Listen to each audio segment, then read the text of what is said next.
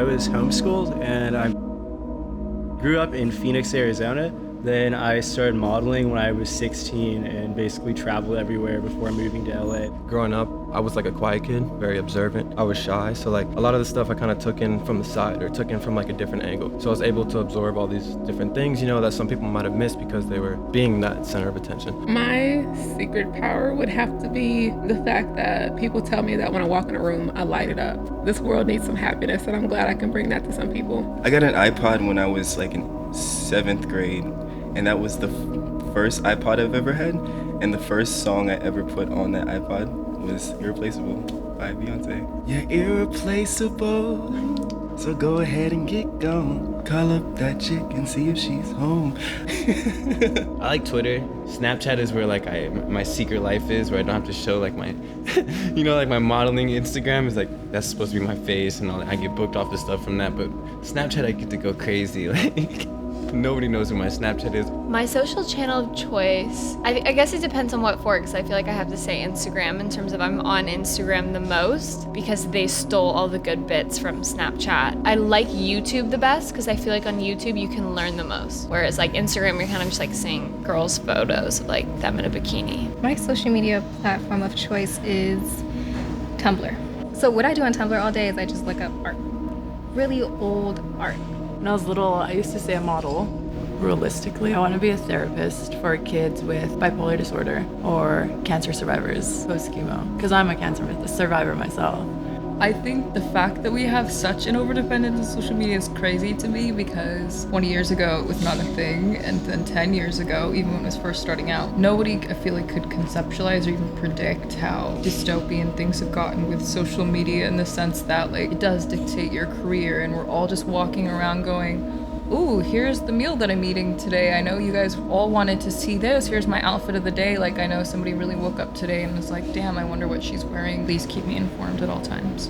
Happiness cannot be attained through things. It has to be something else. You have to look within you to find happiness. And that's contentment to me.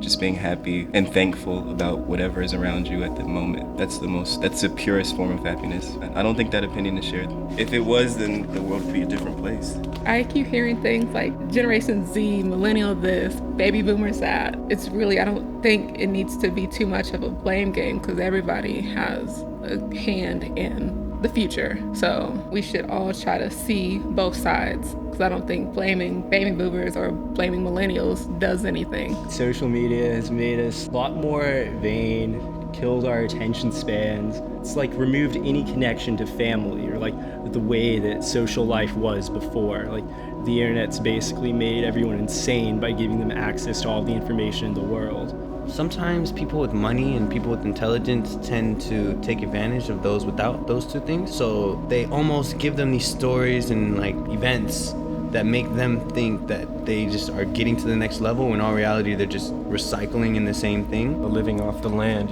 some say that that's our peak because, that's all we're meant for. And like in the future, who knows what, if there even is going to be a future at this point. I had a roommate last year who's from Australia, and I met her in Milan, and like we were best friends, and without Instagram I wouldn't know what she was up to.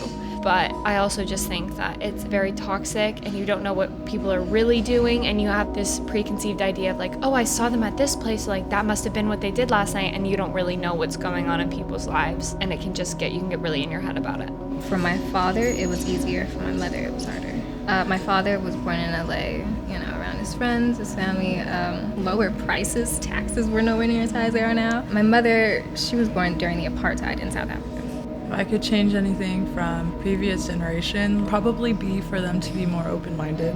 And if I can change something about our generation, I guess it'd be like social media, like hang up and hang out. Everywhere you go now, everyone's on their phones. You don't even have conversations. They say that living in the past makes you depressed and living in the future makes you anxious. So neither, because I'd be fucked in both cases. All the experiences that we have are necessary. So if I put myself into where I am 40 years from now, like, will I have that knowledge? No. And I think I need to live every single second of it in order to be prepared for what's going to come. And soon enough, I feel like I don't have everything figured out. I went through something this morning before I even came here. But we're all on this journey together, and we have to learn together. So we'll get there.